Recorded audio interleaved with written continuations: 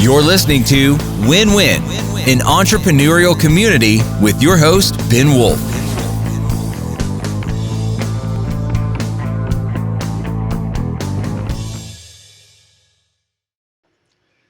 And welcome to Win-Win, an entrepreneurial community. I am Ben Wolf, your host, faithful host as always.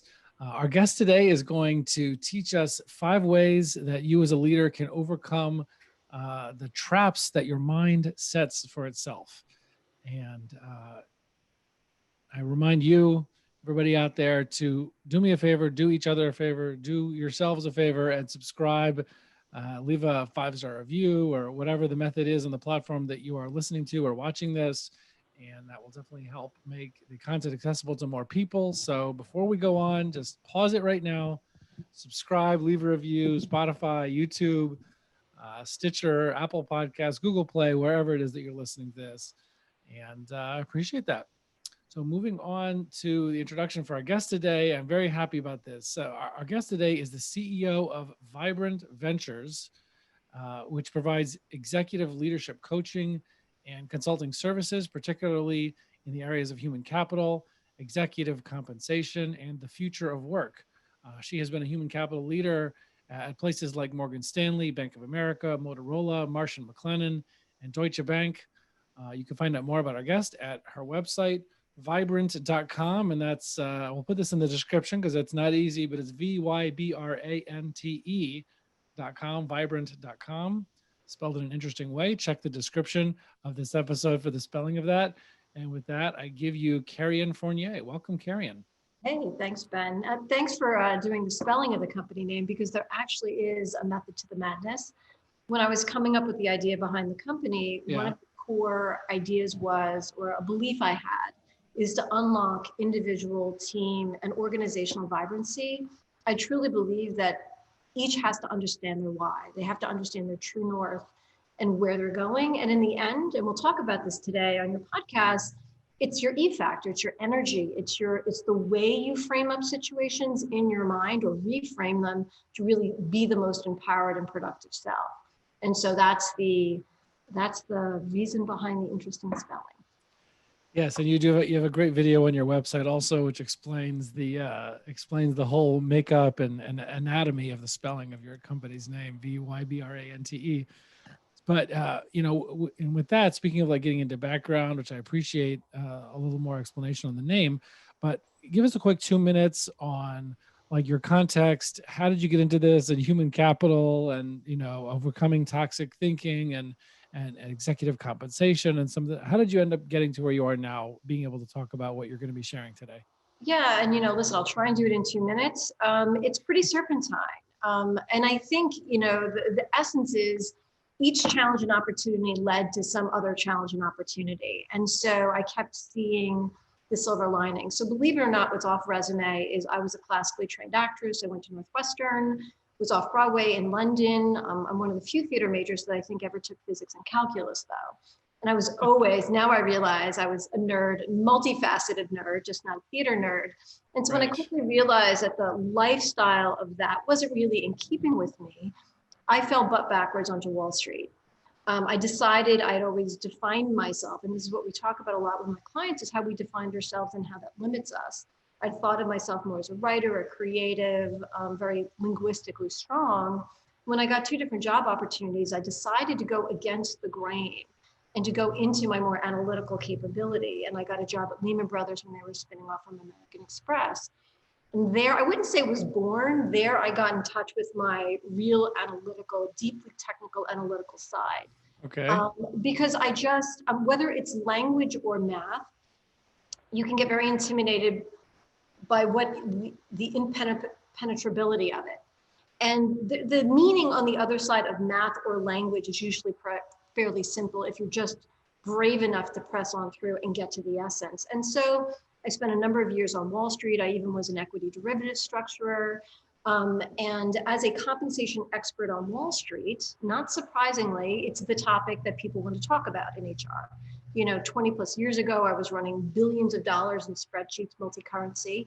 It was the only thing that leaders really wanted to talk about when it had to do with their people. Mm-hmm. For me, it was a fascinating and wonderful entry. It's the back door into management and human capital consulting, because oftentimes when there's a compensation pain point or frustration, it's really about everything else. And compensation is just the symptom. So I was always committed to solving that for them, but required me to really ask, like a true consultant, whether I knew it or not at the time, a lot of questions to get to the root cause of what was really going on so we could systemically solve it, not just plaster something over. And so that led me to a lot of very large organizations. One job led to another. And, you know, I really had a wonderful opportunity to get off of that wheel about 8 years ago and go into startup tech. I was a COO of a startup tech, a machine vision AI play in the municipal space, and it really lit me up to be in a much more nimble environment. I liked the complexity and all of the things I learned in large organizations, but all of a sudden I found this entirely different ecosystem of how businesses worked and the way leaders interacted with community of other leaders just themselves. And it really opened up a whole new thing for me. And I think fits my style even better. And so a couple of years ago, I was really thinking about who I was through all these different career trajectories, whether I was a COO or a compensation executive, or even an actress or derivative structurer. And the common denominator throughout has always been, and I don't know how it happened, it's just the who I am. It's my ability to unlock individual and team performance. Individual what? Like unlock an individual's potential or a team's potential to get them into high performance in a way that they or anybody else would think was possible. I've been brought into many, many turnaround situations.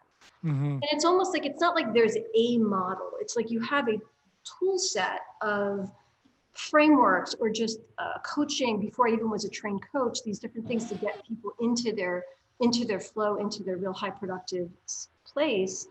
And I love that. That was what, regardless of my job title, that is what lit me up time and time again. And that was both individual as well as organizational. And so when I launched Vibrant Ventures, I guess it's coming up about 2.5, 3 years ago, it was really committed to doing that. And how we do it really depends on the individual or organizational client, obviously leading with our expertise. You know, personally, obviously I'm a deeply trained executive or a compensation consultant in pretty much every flavor known to man and women. But even I'm a deeply trained now executive coach, because I decided even before I launched my business, that was something I was passionate about and I wanted to be world-class at it.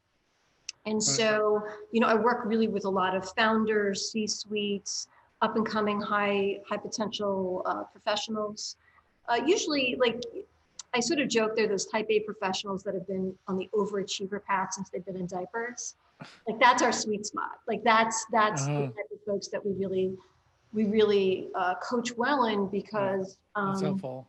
Yeah, you know what? It's not just about, and we'll talk about in the thinking, it's not just what you attack, but how you think about it that really is what puts you into high performance. Right. Mindfulness isn't just yoga. You know, when people think of mindfulness as just sitting there and humming and meditating, and there's something for high performance leaders and professionals that is directly embedded in their daily jobs that really make a huge difference.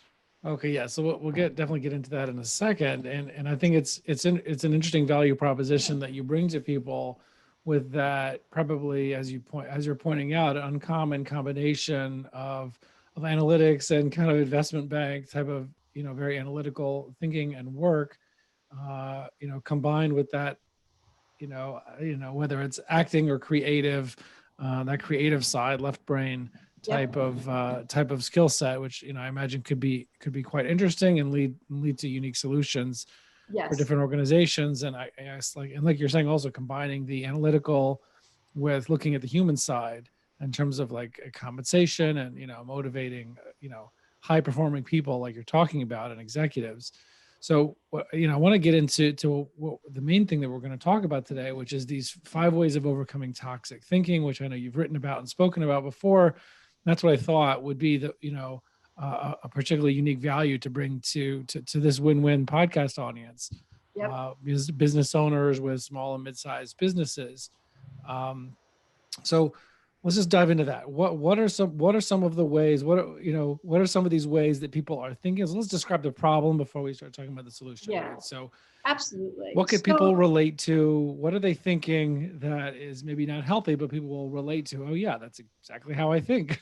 Yeah, absolutely. And listen, it's epidemic. We all do it. The question is, how do you break out of the loop? And so one of the main ways, and we see it everywhere nowadays, one of the biggest sort of channels for this toxic thinking is this insistence on right or wrong, good, bad, black, white kind of thinking, where everything is binary, right?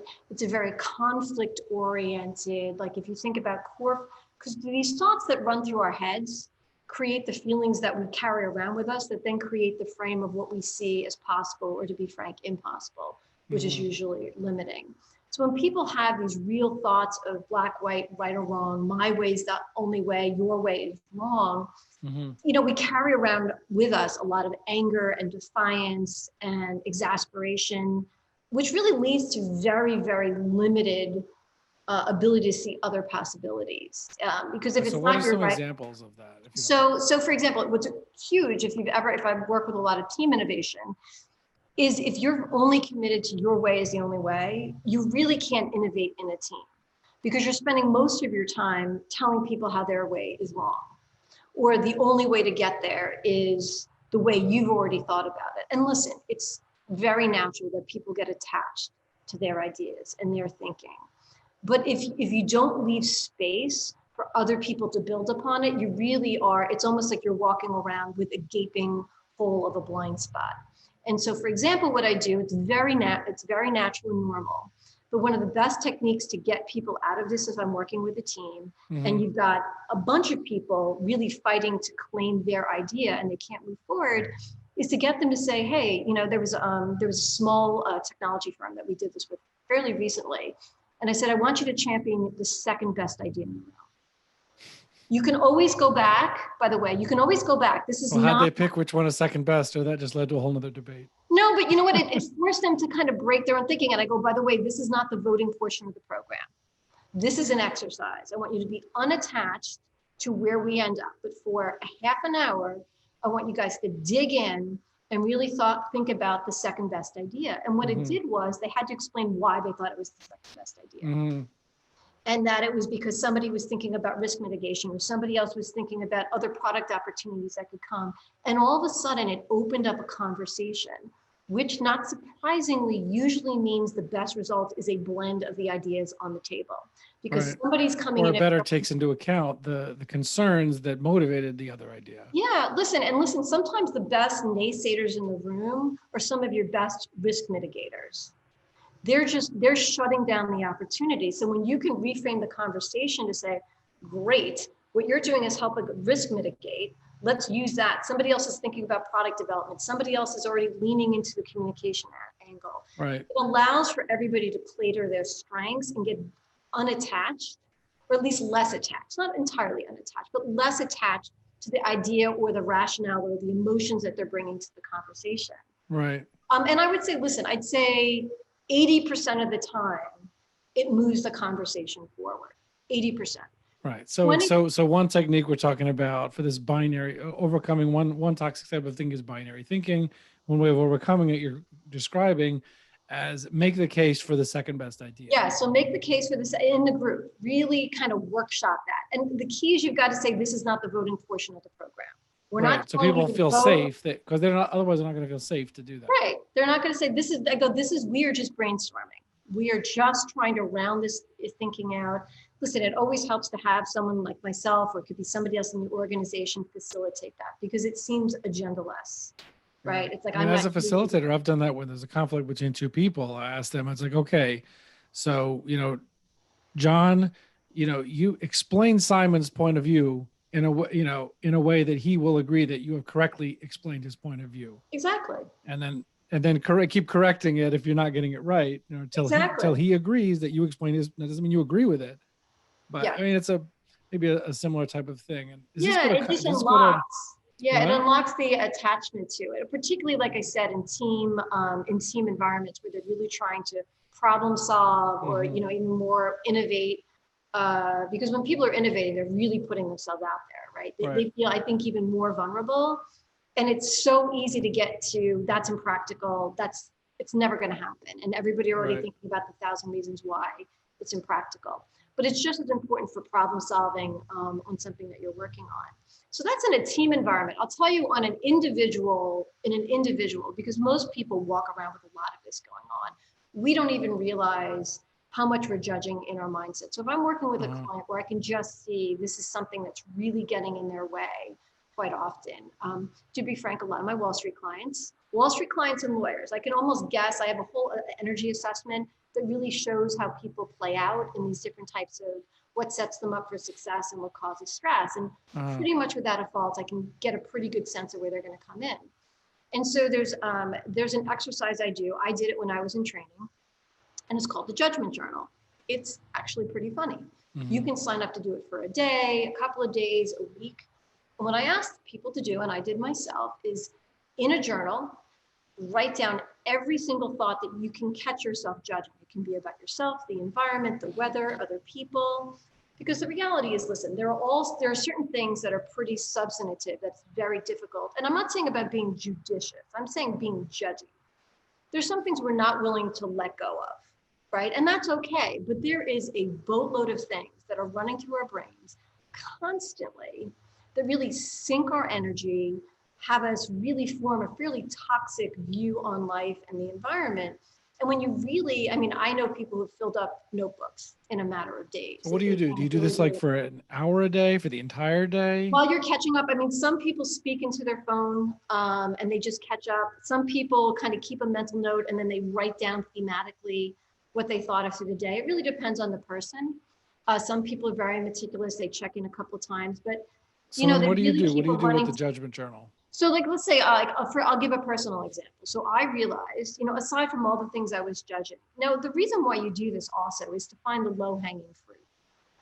You don't have to shift and sort of retrain your brain on the big stuff that's hard to let go of. Find the stuff that's really, really in no way possibly serving you in any way. And so personally, I'm not proud of this. I realized, I work in Manhattan, have a place in Manhattan, my office there. That I'd walk down the street and I'd be really judgmental about the people I saw, what they were wearing, who they were with, how did those couples, and I was being really, in no way, and we all do this, is this serving me? So perfect thing to practice. And what is the antidote for being judgmental?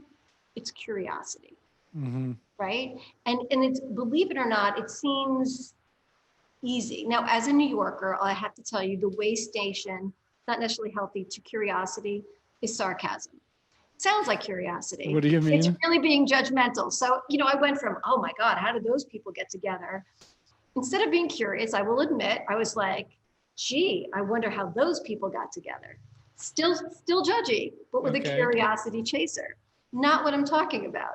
Curiosity is really letting go of that and saying, wow, I wonder, they look so different. I wonder how in the world those two met and fell in love. Like that, there's a And this is self, this is just talking to yourself, right? Yeah, eventually, listen, for the people with a coach, like such as myself, we went through it, we'd agree on some low-hanging fruit, and then we start practicing on a reframe. It seems little, but I can tell you viscerally how different your energy changes and what you see as possible when you start shifting these judgmental narratives that are going on. And let me tell you, in the workplace, it's usually, many of them seem hard to let go of, but if you can find some small ones that you're judging your boss, your coworkers. How do I suffer from this constant mental judgments?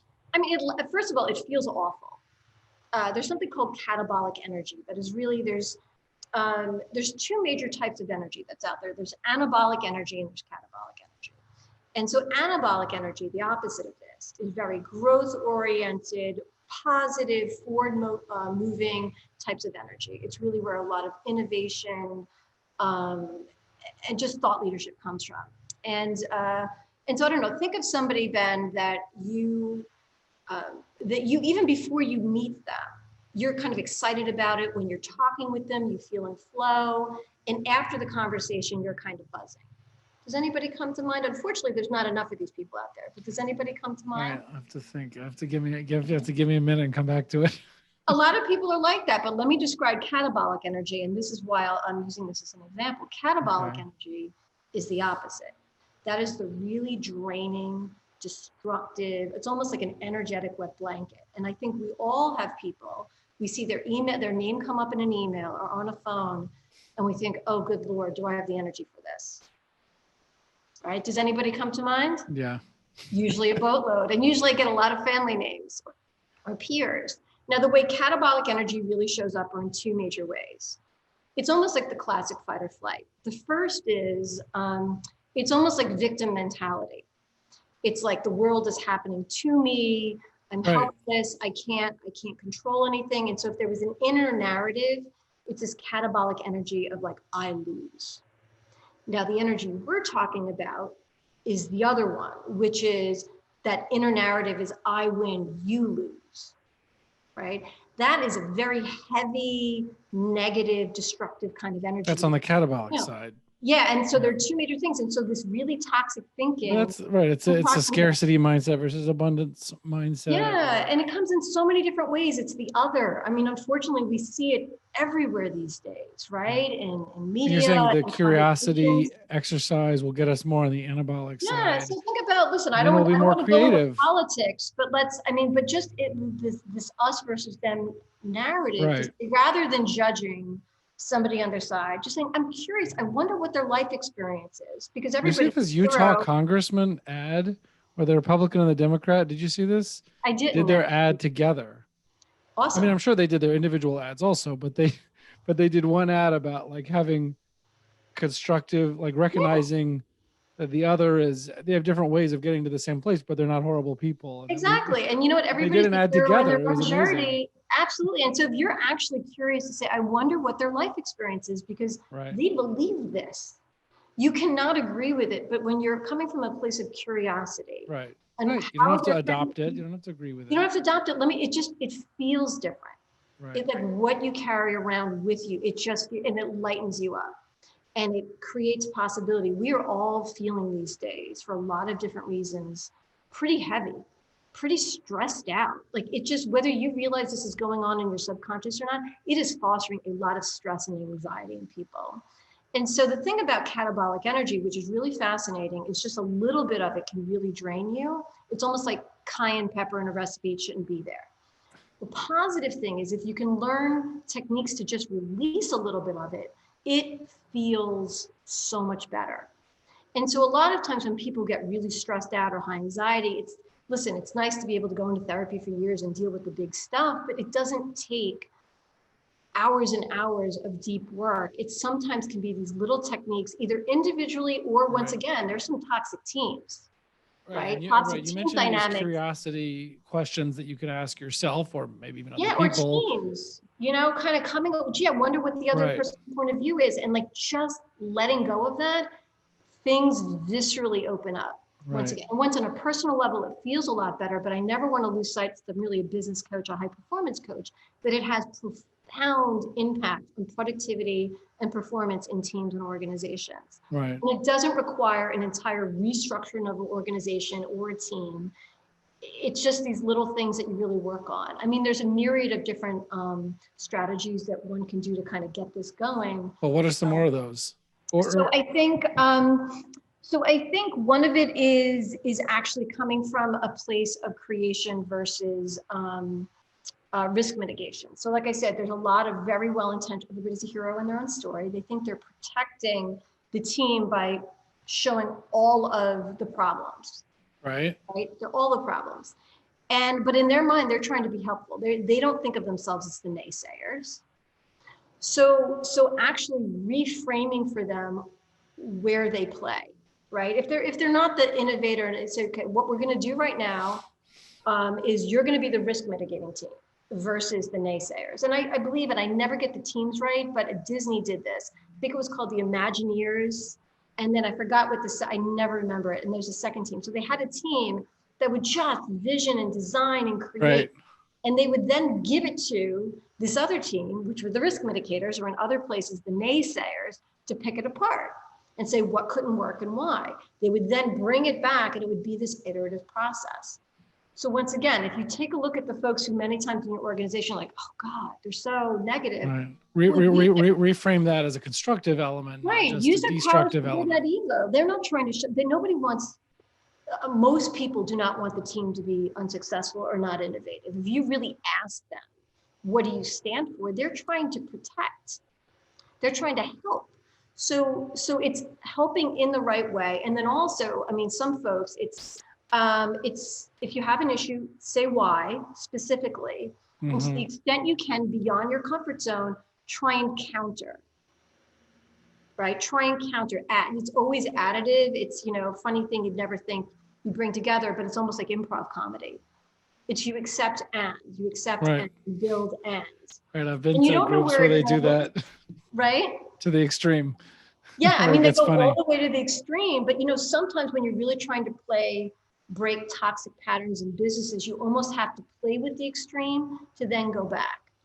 And I've asked teams to do that times. Once again, this is not the decision-making final workshop. This is actually trying to see what's possible and asking some of those, call naysayers, to do that what and exercise. And I say, and you can feel them getting very uncomfortable. And that's why a facilitator is there to help, really say, it's okay.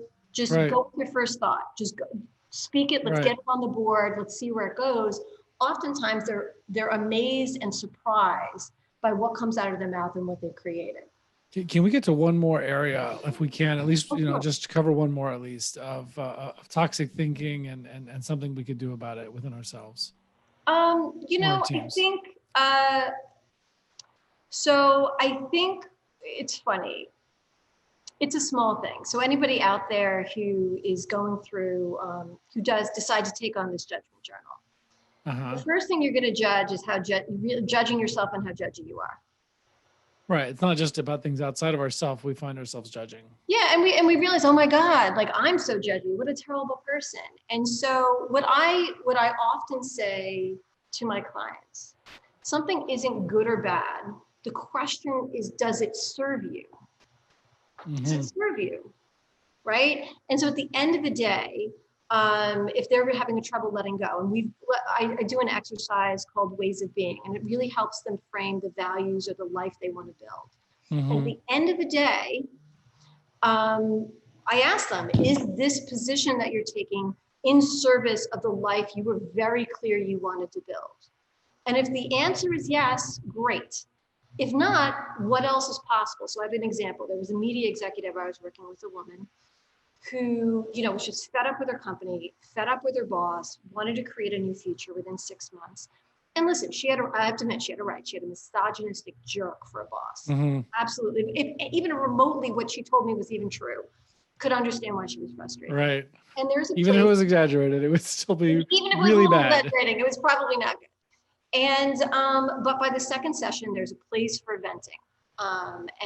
But we were into the second session and she's still going at it. And he's a villain and he's this and he's that. And I just stopped and we'd spent time being very clear about the life you were going to build. And I said, listen, is this in service of that? This meaning this venting, complaining and villainizing and everything else. Because if not, then what else is possible? I go, because if this is in service of that, and unfortunately so I'm going to time out for a second. Can you hear? Of course, there's land.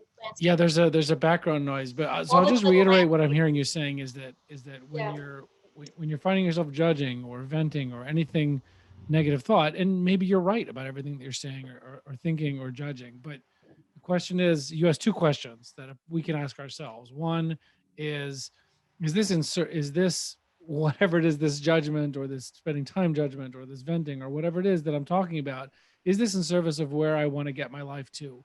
Right. The answer is no. Then what else is possible? Yeah, those two let questions go together. of it. Just be willing. So I'm going to move to a different room that's not as noisy. So what I was saying is, and it looks like you're in the same room as before. For those of you, isn't virtual backgrounds lovely? No, but seriously, so you have a right to feel this way, right? Because if you're really working for a jerk, no, it doesn't mean you're incorrect. No. Right, of course. And so the ability to let go of this judgment, this toxic thinking, not because the other person's right, but because Right. it's not And not because serving you're the not life that you're right. trying to build. Similarly in a team, yeah, there are people that are frustrating. There are people that are not holding their weight. And you can get so caught up in that blame game and that feeling righteous, or like I said, like feeling like I'm the victim of a suboptimal team and a loser boss, that you feel unempowered. Right. And the key thing on all of this is to get into your most empowered, high productive self, right? So, think about How when do you you get get your into mind these, there? I mean, is it through that so when you get into exercise or these something else? when you get into these toxic loops and you get into these judgment loops, Right. just pause, catch yourself if you can, and say, is this serving me? I'm Right. sorry, it's so noisy. I'm going to try one other location. They Right. never come on Mondays, so I'm a little surprised. Hold on. Right. Well, look, I mean, to me, what you're saying right now, as you move locations, I mean, to me, what you're saying is to me, the most powerful thing about what you're saying now is just remembering, and for anybody listening to or watching this, remembering these two questions. One is, is remember these two questions, which seem quite effective. Is this serving me? Is this Yeah. getting me where I want to get to in life? Is this moving me closer or further away? And two, I mean, if the answer is no, then what else is possible? And just What else asking is that question is going to possible? force myself to think about the answer rather than just Yeah, and go be on instinct. curious. Be curious. You may not know the answer, but leave space for it, right? Mhm. Leave space for it, because there's something a lot more interesting, my guess is, than the loop you're getting caught yourself in. And once again, I can't reiterate enough, people have a right to feel frustrated and angry Right. and annoyed with many of the circumstances that are going on in their lives, of course. And you know what? Let yourself have a certain amount of time to Right, feel and that asking way. the But say, question I'm going to doesn't give negate myself that. 5 minutes to be pissed off at whatever just happened in that meeting. Right. And I'm going to let it go because it's not going to serve me. So yeah, I think that's a really, really important one, so people can move through it and then really create the environment and the career and the work that they want to do. Right. No, it's absolutely. I appreciate that. Is there maybe 1 or 2 more minutes? Can we cover one more? Oh, sure. I mean, those are some of the big ones. I'm trying to think some of the other stuff. So here's another thing. So particularly when I work with Wall Streeters, lawyers, where it's not just the individual energy, but it's the environmental energy they go back in. I used to joke all the time when I was on trading floor, it's not just a trade that there's a winner or a loser. It felt like every communication, every interaction had that dynamic, almost this very catabolic win, lose, right, wrong type of thing. And so it's one thing to shift your perspective for yourself, but then you have to go back into that environment every day. Right. And it's not like people want to just quit Can and tear that new attitude down that you're trying to build. You have to be very intentional. I mean, the good news is oftentimes when I work with folks who are leaders, then I end up doing the work with their team. And I've got this great assessment that is and it changes. It's just a temperature check on where you are and what else is possible. And oftentimes then I do it 6 months later, so you can really sort of measure and see the shift. But to start teaching those individuals, sort of like what we're talking about now, some of these tools and techniques, because once you break that pattern and you know what it feels like not to be in this constant catabolic, confrontational energy or victim energy, you have to start shifting the environment you're with, or it's going to be pretty tough. It's going to be pretty tough. Now, so one of the key things is to be frank, once you get woke, not to hold, and woke, I say sort of half jokingly, because most people don't think about that in business, but you can't hold people to where your evolutionary process is. Right. They may be Maybe that's very part of the curiosity and not being judgmental. Yeah, exactly. And so it's putting it even into like a, sort of like now we're really going to practice this. And sort of, there's a place where you take accountability for your own thoughts and actions and feelings, and other people's journeys are their own. There's a saying like what people say and do is about them, and how you choose to react is about you. It's one thing to choose your actions. It's almost harder to then choose your reactions, right? Because you're getting triggered. And so if you're always in reaction to someone, or a situation, it's actually in control. It's sort of like the joke, the opposite of love isn't hate, it's indifference. Similarly, that energetic entanglement that we all get caught up in at work and relationships, it's the next masterclass when you've shifted in your own contained environment and then you have to go back in. So it's really getting back to I choose my reactions. I'm not going to get triggered, and building these skills to, once again, from a place of curiosity, ask questions, helping people, particularly if you're a leader and a manager, helping the team reframe situations that set them up more powerfully. Right. No, it's great stuff. I mean, in terms of judgment, it's in terms of asking how things serve me. Does it get me where I want to get to? Some of that, advocating for the second best idea, in a brainstorming piece of a discussion, just really, really helpful and great stuff that I think people can use right away in their organizations.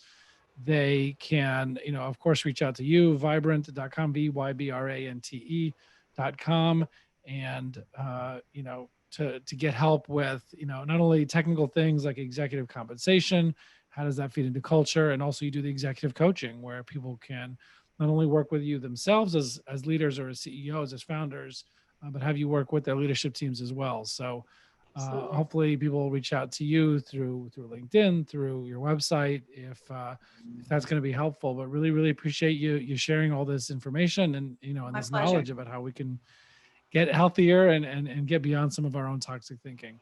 Absolutely. And it's so much fun on the other side. It really is. It's I know. Happier, fun. Right? More anabolic, or I don't know, anabolic. Did I use the right word? Yeah, you got it. Anabolic. And not right. And not catabolic. Catabolic, or certainly not catatonic. Okay, so they feel like that sometimes. Right. So thank you so much. I appreciate you coming on, and we'll see everybody else on the other side. Thank you. You're listening to Win-Win, an entrepreneurial community with your host, Ben Wolf.